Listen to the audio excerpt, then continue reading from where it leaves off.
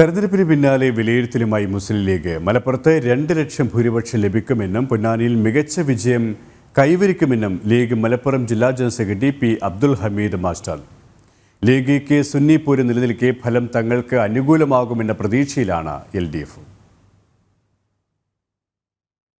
മുസ്ലിം league സമസ്ത പോര് രൂക്ഷമാകുന്നതിനിടെയാണ് തെരഞ്ഞെടുപ്പ് അവലോകനവുമായി മുസ്ലിം league രംഗത്തെത്തുന്നത്. Malappuram, Ponnani Lok Sabha മണ്ഡലങ്ങളിലെ തെരഞ്ഞെടുപ്പിന് പുറമെ സമസ്ത വിഷയവും നേതാക്കൾക്കിടയിൽ ചർച്ചയാകുന്നുണ്ട്. മലപ്പുറത്ത് മുസ്ലിം ലീഗിന് 2 ലക്ഷം ഭൂരിപക്ഷം ലഭിക്കുമെന്നാണ് പ്രധാന വാദം. എന്നാൽ കനത്ത പോര് നടന്ന പൊന്നാനിയിൽ എന്ത് സംഭവിക്കുമെന്ന് പ്രവചിക്കാൻ കഴിയില്ല.